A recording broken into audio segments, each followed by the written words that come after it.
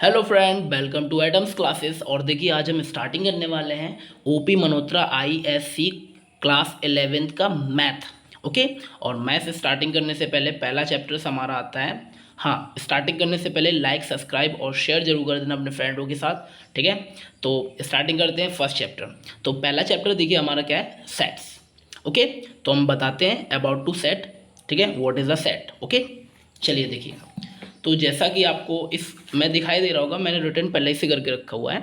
ठीक है, तो देखिए सेट क्या होता है, what is a set. Set is a well defined collection of element. Clear हो गया ना। ये क्या होता है, किसी भी एलिमेंट का हमारे पास कलेक्शन होता है। क्लियर है ना। तो ये कलेक्शन क्या होता है, चलो जरा देखते हैं। तो देखिए कहने का मतलब होता है, जैसे कि एग्जाम्पल में के थ्रू हम समझते हैं, जैसे कि A B C D dot dot dot dot करके लिखा हुआ है। तो कहने का मतलब ये हो गया है कि ये हमारा अल्फ़ाबेट यानी कि इंग्लिश अल्फ़ाबेट का एक कलेक्शन है। ठीक है, ये जो कलेक्शन होता है इसी को हम सेट्स बोलते हैं।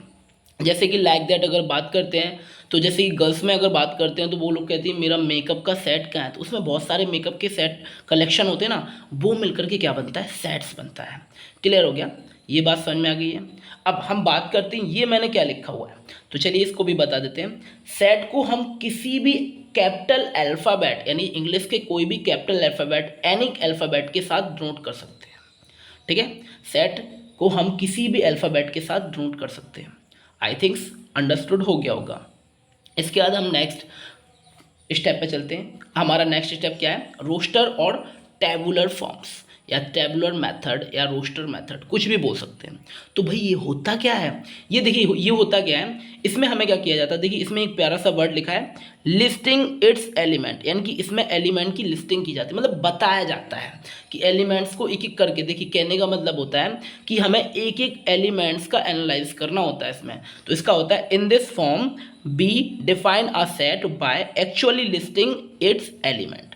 इसमें इसके एलिमेंट्स के बारे में बताया जाता है। जैसे कि एग्जाम्पल देखिएगा, जैसे कि हमारे पास, और हाँ दूसरी चीज़ ये कि हम लोगों ने क्या बताया था कि किसी भी अल्फ़ाबेट के साथ नोट कर सकते हैं, तो मैंने एम के साथ नोट किया है। एम इक्वल टू में मैंने लिया है, और सेट को हमेशा करली ब्रैकेट के अंदर ही हमें लिखना होता है। ठीक है, तो देखिए सेट को कैसे लिखेंगे, हमने लिखा है A B C D. Clear है ना, और करली ब्रैकेट को हमने क्लोज कर दिया है। और इसमें जो सेट वो नंबर कोई भी अगर वर्ड लिख रहे हो आप, तो ये सारे वर्ड आखिर में क्या होंगे, एलिमेंट्स। क्लियर है ना। इन वर्ड्स को हम क्या बोलते हैं, एलिमेंट्स बोलते हैं। अगर इस सेट के अंदर राइट रिटर्न करते हैं तो that's called a element. Clear हो गया, आई थिंक्स ये भी क्लियर हो गया।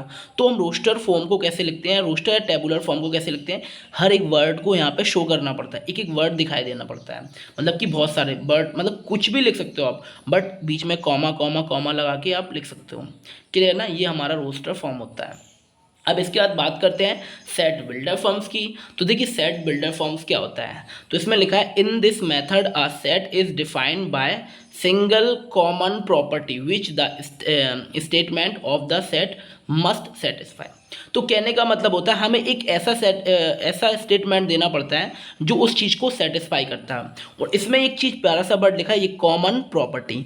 तो इसमें सभी के लिए कॉमन प्रॉपर्टी बनानी पड़ती है। क्लियर है ना, तो ये समझ में आ गया। तो देखिए हम इसको कैसे लिखते हैं, तो हमने माना है कि एम इक्वल टू में एक सेट है, और अगर हम इसको लिखना चाहें तो हम लिखते हैं X such that x. X भी एक एलिमेंट होता है, और ये जो एलिमेंट्स हैं यही हमारे एक्स होता है। तो x such that x, x is a English alphabet.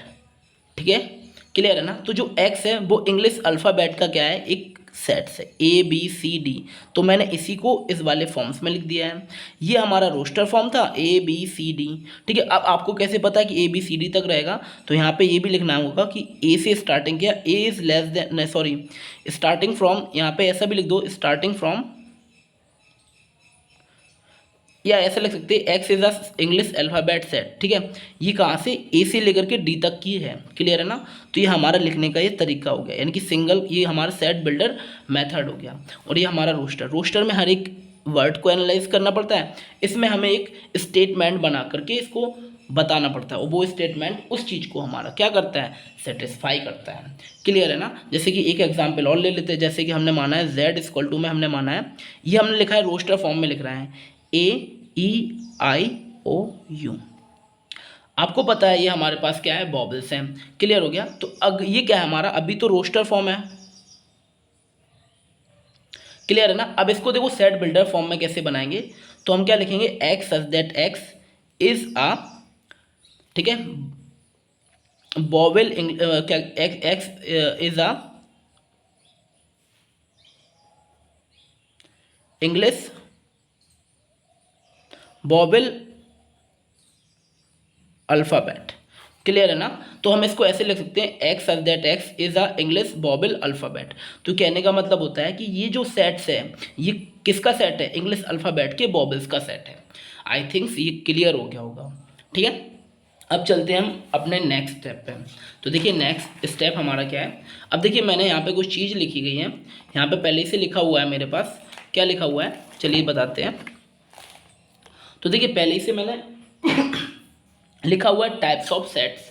तो देखिए टाइप्स ऑफ सेट कितने टाइप्स के सेट्स होते हैं हमारा, ये भी देख लेते हैं। तो देखिए हमारे पास सबसे पहले आता है फिनिट और फाइनाइट और infinite set.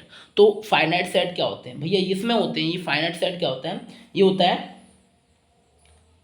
Fixed number of element.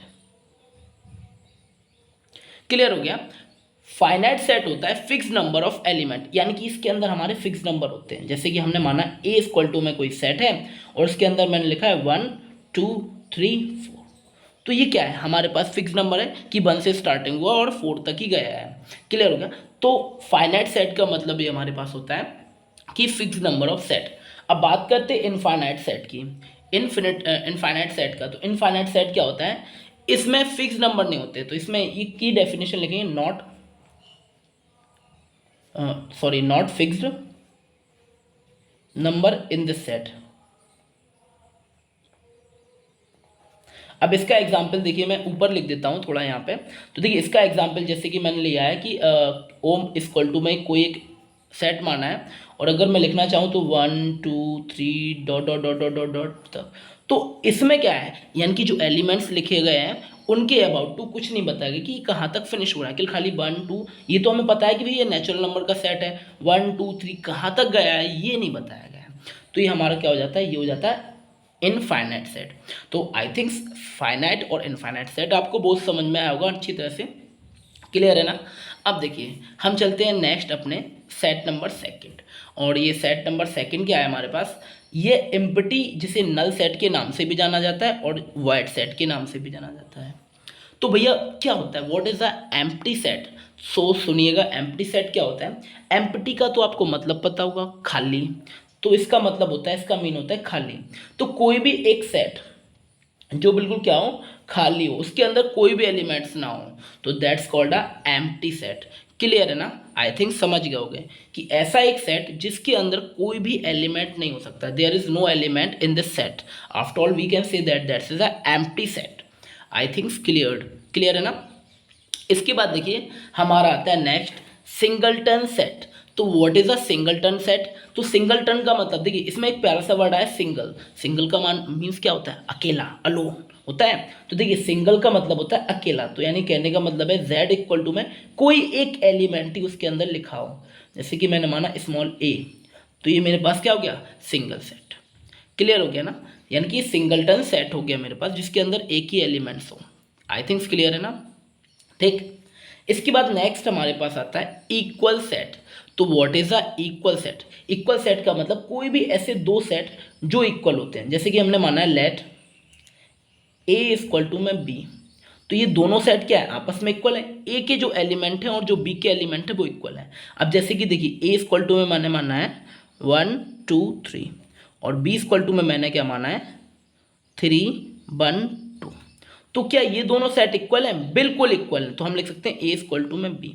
क्यों, क्योंकि देखो 1 1 2 2 3 3, तो इनके इसके अंदर भी वो सारे एलिमेंट हैं।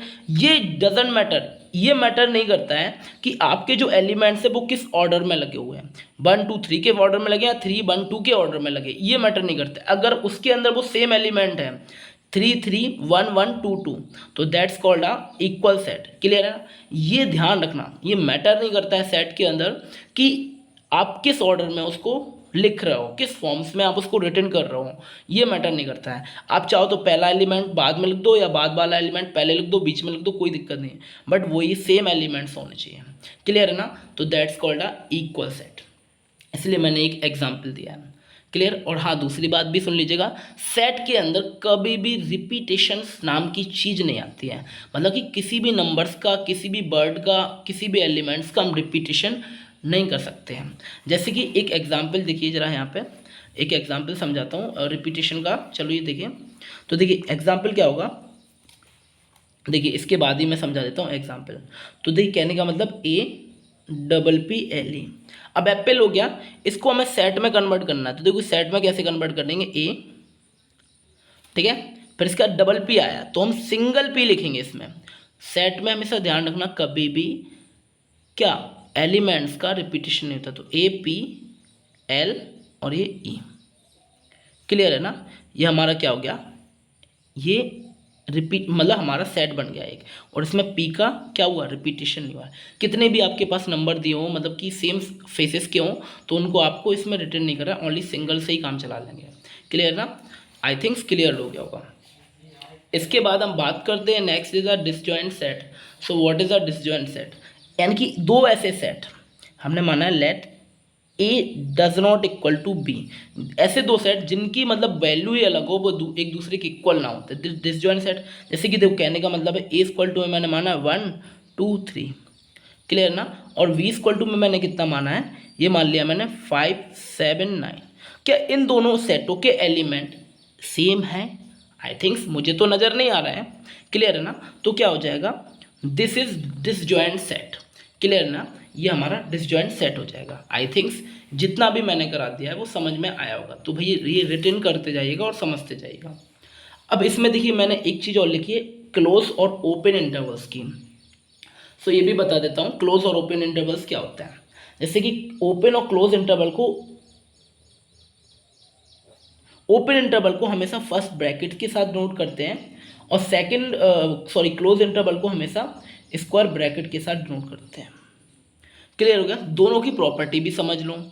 ओपन का मतलब होता है जो कि आपके पास आगे क्वेश्चन में इस टाइप के गोले बने होंगे, एक पूरा इस टाइप का बना होगा, तो ये क्लोज होता है और ये ओपन वाला होता है। क्लियर है ना? ध्यान रखना। इसको कैसे शो करते हैं, इसमें होता है कि जो एक्स एलिमेंट है वो इज लेस देन ए और लेस देन बी, यानी कि जो एक्स की वैल्यू रहेगी वो क्या रहेगी, ना तो हम ए लेंगे ना ही हम बी लेंगे, और ए और बी के बीच में जितने भी एलिमेंट्स आएंगे वो सारे लेंगे। क्लियर ना? इसका एक एग्जाम्पल बहुत अच्छी तरह से समझो। आई थिंक मुझे पता है आपको समझ में नहीं आया, आपने बोला ए के बाद बी तो आएगा, तो ये तो केवल खाली वो दिया था मैंने। अब देखिए जैसे मैंने लिखा है 1 2 3, क्लियर है ना? ये ऐसे ये लिखा हुआ है 1 2 3, तो अगर मैं इसको लिखना चाहूँ तो मैं क्या लिखूंगा, 0 is less then x is less then 4, यानी कि x की जो वैल्यू रहेगी वो 0 से बड़ी रहेगी और 4 से क्या रहेगी, स्मॉल रहेगी। क्लियर है ना? तो आप क्या लिखोगे, यही तो लिखोगे और इसी को आप सेट बनाओगे। ये बात क्लियर हुई है? आई थिंक्स क्लियर हो गई होगी। ये हमारा क्या होता है, ओपन इंटरवल्स का केसेस होता है। इसमें हम लोग ये दोनों एलिमेंट्स को काउंट करके नहीं चलते हैं। जो एलिमेंट्स आपके यहाँ पे दिखाई दे रहा है ना, ये दोनों काउंट्स करके नहीं चलते हैं। बट क्लोज में ऐसा हो जाता है, उसमें ये भी बोला जाता है कि X is less than A equal to A is less than equal to X is less than equal to B. तो यानी कि इसमें कहने का मतलब है ए और बी को भी काउंट करना पड़ता है, उनके बिटवीन एलिमेंट्स जो भी आते हैं उनको भी हमें क्या काउंट करना पड़ता है, लेना पड़ता है। जैसे कि इसका भी एक एग्जाम्पल देख लीजिएगा। इसका एग्जाम्पल क्या है हमारे पास, जैसे कि एग्जाम्पल हमने लिया है, जैसे कि हमने माना 1 2 3, इसी को ले लेते हैं। तो क्लोज इंटर इसको कैसे लिखेंगे हम, इसको लिखेंगे कि भैया एक्स 1 भी लेंगे और कितना भी लेंगे 3 भी लेंगे, तो ये हमारा क्या हो जाता, ये हमारा किसका, क्लोज इंटरवल्स का ये एग्जाम्पल हो गया, ये ओपन इंटरवल्स का एग्जाम्पल हो गया। आई थिंक जितना भी मैंने समझा दिया है वो समझ में आ गया होगा। और ठीक है, आई थिंक इतना क्लियर हो गया। तो स्टार्टिंग करते हैं हम अपना क्वेश्चन नंबर फर्स्ट, यानी कि चैप्टर 1 का फर्स्ट क्वेश्चन, और देखते हैं पहला क्वेश्चन हमारा क्या बोल रहा है। ठीक है, तेजी के साथ। तो देखिए आपके पास यहाँ पे सब कुछ लिखा हुआ है, ठीक है। तो हम बताते हैं पहला क्वेश्चन क्या है, which of the collection are set. तो हमें इसमें से बताना इनमें से कौन सा एक सेट का कलेक्शन है। क्लियर ना। तो भाई इतनी बात तो समझ में आ गई होगी। तो चलो देखते जाइएगा नीचे, ये हम स्टार्टिंग कर रहे हैं एक्सरसाइज 1A, ठीक है। 1A को हमने स्टार्टिंग किया है और पहला क्वेश्चन हमारा है क्या है कि the collection of all month of a year beginning with J letter. तो हमें क्या करना है, एक सेट बनाना है। तो देखिए सेट कैसे बनाएंगे, सेट बनाना है हमें वो कलेक्शन ऑफ मंथ्स का जो जे लेटर से स्टार्टिंग हो। तो पहला तो आ जाता है जनवरी, फरवरी जिसे स्टार्टिंग नहीं होती, मार्च नहीं होता, अप्रैल नहीं होता, मई नहीं होता, जून, ठीक है। जून के बाद जुलाई, अगस्त, सितंबर, अक्टूबर, नवंबर, दिसंबर नहीं। तो यानी कि देखो कितने जनवरी, जुलाई, जून और जुलाई ये हमारे पास मिला है। तो कहने का मतलब है क्या ये सेट है, तो लिखना है यस ये सेट है। क्योंकि क्या है क्वेश्चन में कहने का मतलब था collection of all month of a year, ठीक है, बिगनिंग विथ जे लेटर। तो हमें मंथ्स का कलेक्शन बताना है जो जे लेटर से स्टार्टिंग होते हैं। तो बिल्कुल स्टार्टिंग हो रहे हैं जे लेटर से, जो भी जे लेटर से स्टार्टिंग हो रहा है वो हमारे क्या होता है पूरे एक साल में आते हैं, यानी कि वो मंथ होते हैं हमारे, ठीक है। मंथ्स का कलेक्शन बताना था, हमने बता दिया है। तो क्या ये सेट है, बिल्कुल ये सेट है। अब चलते हैं क्वेश्चन नंबर सेकेंड, और क्वेश्चन नंबर सेकंड को देखते हैं, the collection of most talented writer of India. अब भैया ये तो भैया इसमें बात कर the most talented writer of India, तो अब आप इसको कैसे निकालेंगे। तो देखिए इसमें कहने का सीधा सीधा मतलब है, कोई दिक्कत नहीं है, collection of most talented writer of India. तो मेरी नज़र में कुछ ही राइटर अच्छे हैं, बकाया कुछ खराब है। क्लियर है ना, कुछ राइटर अच्छा लिखते हैं, कुछ खराब लिखते हैं। तो कहने का मतलब ये हो गया है कि ये इसमें टैलेंटेड राइटर मेरे कुछ ही टैलेंटेड है भैया और बकाया टैलेंटेड नहीं है। कहने का मतलब है जैसे मेरी नज़र में कुछ ही टैलेंटेड है और आपकी नज़र में सारे टैलेंटेड है। क्लियर है ना। तो देखने पर हम दोनों के व्यूज़ देखने पर क्या हो रहा है कि ये तो बिल्कुल अलग अलग डिफरेंट हो रहा ना। क्लियर है ना। तो व्यूज़ देखना पड़ता है यहाँ पे कि भाई मेरी नज़र में सामने वाला बंदा कैसा है और आपकी नज़र में वो सामने वाला बंदा कैसा है। तो यहाँ पे तो भाई इस केसेस में तो ये नो हो जाएगा। मैं तो बोलूँगा भैया कि मेरी नज़र में मैं ही सबसे ज़्यादा खराब हूँ और आपकी नज़र में मैं अच्छा हूँ या खराब हूँ ये आपकी नज़र से ना, आपके व्यू से है। तो इसलिए क्या हो जाएगा, नो हो जाएगा, क्योंकि उसने टैलेंटेड राइटर पूछा था और भैया टैलेंटेड राइटर तो आपको पता है इंडिया में कितने सारे हैं। क्लियर है ना। इसके बाद बात करते हैं थर्ड की। तो थर्ड की बात करते तो क्या होता है, the collection of all natural number less than 100। तो हाँ भाई नेचुरल नंबर का कलेक्शन बताना है। तो देखिए सेट के अंदर हम लिखेंगे 1 2 3 dot dot dot dot dot तक 99 तक, लेस देन 100 बताना ना। तो लेस देन 100 बता दिया मैंने। क्या ये कलेक्शन है, बिल्कुल कलेक्शन है। किसका, नेचुरल नंबर का। तो एस कर देंगे इसको। क्लियर है ना, ये बात क्लियर हो गई, आई थिंक्स क्लियर हो गई होगी। ठीक है, अब क्वेश्चन नंबर फोर्थ की तरफ चलते हैं। लिखा हुआ है a collection of most dangerous animal of the world. तो मेरी नज़र में तो कुछ प्यारे से क्यूट से हैं और आपकी नज़र में कुछ डेंजरस हैं। तो भाई आपको इतना समझ में आ गया होगा कि ये जो क्वेश्चंस है ना ये नो हो जाएगा।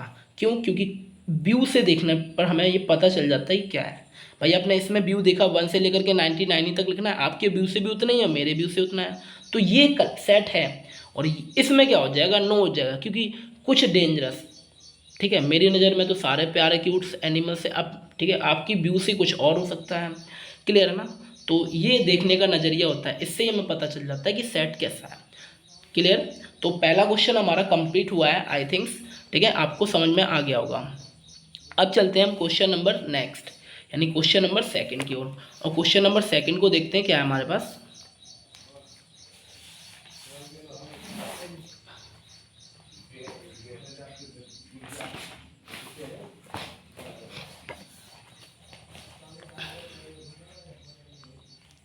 देखिए आपके पास यहाँ पर नजर आ होगा कि लेट 1 2 3 4 5 इंसर्ट द एप्रीप्रिएट सिंबल। ये इसको बोलते हैं बिलोंग्स। चलो इसको भी मैं समझा देता हूँ। बिलोंग्स, इस सिंबल को क्या बोलते हैं, बिलोंग्स। इस सिंबल का मतलब होता है बिलोंग्स, यानी कि जैसे कि अगर मैं बोलूँ इसका मतलब एक चीज़ और होती है मेंबर ऑफ। ठीक है, ये बात ध्यान रखना। इस सिंबल का मतलब मेंबर ऑफ या बिलोंग्स भी, इसको बिलोंग्स बोलते हैं या मेंबर ऑफ भी बोल सकते हैं। तो कहने का मतलब ये हो जाता है जैसे कि मैं अपनी फैमिली का एक मेंबर हूँ, बिल्कुल हूँ, तो मैं बिलोंग्स हो जाऊँगा। ठीक है, यानी कि आई बिलोंग्स माई फैमिली। क्लियर है ना, ये बात समझ में आ गई है कि मैं अपनी एक फैमिली का मेंबर हूँ, बिल्कुल हूँ, मैं अपनी फैमिली में बिलोंग करता हूँ, बिल्कुल करता हूँ। क्लियर है ना, तो ये बिलोंग्स हो जाएगा। इसी टाइप से हमें यहाँ पे ये बताना है। तो देखिए हमारे पास लिखा है let A 1 2 3 4 5 6 insert the appropriate symbol belongs और does not belongs. Does not belongs का मतलब होता है कि ये होता है नॉट बिलोंग, यानी कि नॉट, यानी कि ये मेंबर होते ही नहीं है। ये क्या होता है, मेंबर होता ही नहीं है। क्लियर हो गया ना, तो आई थिंक समझ में आ गया होगा। अब क्वेश्चंस को देखते हैं तो और अच्छी तरह से समझ में आ जाएगा। जैसे कि क्वेश्चन नंबर सेकंड का फर्स्ट हमारे पास है, एक सेट दिया गया है ए इक्वल टू में कितना दिया गया है 1 2 3 4 5 एंड 6। पहले का पहला हमारे पास है 5 डैश एम। तो हमें ये बताना है क्या 5 जो है वो ए का मेंबर है या नहीं है। तो ए सेट हमारे पास ये है, इसमें 5 आ रहा है, बिल्कुल आ रहा है, तो कहेंगे 5 is belongs to A. Answer हो गया, आई थिंक समझ में आएगा। अब देखिए सेकंड क्वेश्चन हमारे पास क्या है, ये लिखा हुआ है 8 डैश ए। तो क्या 8 इसके अंदर बिलोंग्स करता है, 1 2 3 4 5 6 तक, 6 ही तक है ये, आगे नहीं है। तो इसमें लिख देंगे नॉट बिलोंग्स, क्योंकि 8 is not member of A. Clear हो गया ना। अब चलते हैं क्वेश्चन नंबर थर्ड की ओर, लिख देंगे 0 डैश ए। तो क्या 0 इसके अंदर आ रहा है, नहीं है, तो डज नॉट बिलोंग्स हो जाएगा। थर्ड के बाद फोर्थ वाला देखेंगे, लिखेंगे 4 और डैश ए। क्या फोर्थ है, बिल्कुल है, fourth is a member of A, तो ये बिलोंग्स हो जाएगा। आई थिंक्स आपको चारों क्वेश्चन समझ में आ गए होंगे, छोटे छोटे क्वेश्चन थे। क्लियर है ना। अब हम चलते हैं next question, question number third की तरफ। और देखिए थर्ड हमारे पास क्वेश्चन क्या है, एक मिनट, हाँ देखिए थर्ड क्वेश्चन क्या है, लिखा है write down a description of each of the following set, there could be different suitable description. तो हमें इनको एक अच्छे से डिस्क्रिप्शन में लिख करके देना है। तो देखिए चलो हम लिख करके दे रहे हैं। सबसे पहले यहाँ पे देखिए आप क्या हो जाएगा, पहला क्वेश्चन है हमारे पास, और ध्यान से देखिएगा थर्ड का फर्स्ट वाला लिखा हुआ है, एक सेट है 2 4 6 और 8। क्लियर है ना, ये हमारे पास क्या है 2 4 6 और 8 हमारे पास क्या है क्वेश्चन है। तो देखिए हमें इसको बताना है ये क्या है। तो देखिए हम क्या लिख सकते हैं इसको, इसमें देखिए सबसे पहले आपको एक चीज़ नज़र आ रही होगी क्या, कि इस सेट में हमें एक चीज़ नज़र आ रही होगी 2 4 6 8, ये सारे क्या है हमारे इवन नंबर्स। तो हम सबसे पहले यहाँ पे लिखेंगे सेट ऑफ इवन नंबर। ये स्टार्टिंग कहाँ से हो, 2 से 8 तक हुए हैं। ठीक है, इसके आगे कुछ नंबर आ रहा है, हाँ 1 आ रहा है, इसके आगे 9, तो इवन नंबर का सेट है, और इसको लिखेंगे लेस देन। ठीक है, इसको ऐसे लिखेंगे इवन नंबर सेट। ठीक है, क्लियर ना, इवन नंबर का एक क्या है सेट है। ठीक है, और इसके बाद लिखेंगे ये बिटवीन कहाँ से कहाँ तक है, लेस देन, और इसके बाद लिखेंगे बिटवीन, ये बिटवीन है कहाँ से 1 टू 9, 1 से लेकर के 9 तक के बीच के नंबर ही इसमें सारे लिखे हुए हैं बिटवीन नंबर्स। तो आई थिंक से क्लियर हो गया होगा। ठीक है, कोई प्रॉब्लम्स, तो ये पहला हमारा आंसर हो गया। अब चलते हैं थर्ड का सेकंड क्वेश्चन, और थर्ड का सेकंड क्वेश्चन देखते हैं क्या है। देखिए थर्ड का सेकंड क्वेश्चन है हमारे पास, the set of colour of the rainbow. तो भाई रेनबो में कितने कलर्स होते हैं ये आपको पता है, तो red orange yellow green blue Indigo और वायलेट, ये सारे कलर होते हैं। तो इसमें सेट आप लिख देना। क्लियर है ना, पक्का। चलिए क्वेश्चन नंबर थर्ड की ओर चलते हैं, इसको ओरली समझा देते हैं। The set of the factor of 144, यानी कि 144 के हमें क्या बताने हैं, सेट बताना है। तो 144 का आपको क्या बताना है, सेट। तो आपको पता है कि 144 किस किस का क्या होता है, मतलब फैक्टर्स होता है। क्लियर है ना, तो हमें फैक्टर्स बताना है। तो देखिए थर्ड वाला आपको वैसे ही पता होगा, थर्ड वाला, तो थर्ड वाला देखिए हम सेट बनाएंगे। 1 से होता है, 2 से होता है, 3 से होता है, 4 से होता है, 6 से होता है, और 8 से होता है, 8 से होता है, 9 से होता है, 10 से नहीं होता, 12 से होता है, डॉट डॉट डॉट करके 144 से भी होता है। तो जितने भी आपके पास इसमें आ जाए, जिनसे जिनका वो फैक्टर हो, तो देन विल भी आपको वो ही लिखना है यहाँ पे। क्लियर है ना, समझ में आ गया, पक्का। आई थिंक्स ये भी अंडरस्टूड हो गया, छोटे छोटे क्वेश्चन हैं। इसके बाद देखिए चलते हैं क्वेश्चन नंबर 4 की ओर, लिखा है the set of natural number, sorry इसका बी वाला पार्ट है the set of prime factor of 144। तो 144 का हमें क्या करना है, प्राइम फैक्टराइजेशन बताना है जो कि इससे डिवाइडेड हो। तो देखिए प्राइम फैक्टर क्या होता है, प्राइम नंबर्स तो आपको पता है, prime number also divide by it. तो कहने का मतलब हो गया हमें ऐसे नंबर्स को देखना है जो खुद से ही डिवाइड होते हैं और नहीं होते हैं। तो हमें 144 का क्या बताना है, फैक्टर बताना है जो प्राइम नंबर के फैक्टर्स में हो। तो देखिए इसका आंसर होगा ओनली 2 और 3, क्योंकि 2 और 3 एक दो ऐसे ही नंबर हैं जो खुद से ही जाते हैं। बकाया कोई भी नंबर, देखो 1 तो हमारा ऑड नंबर हो गया, प्राइम नंबर तो कोई होता नहीं है।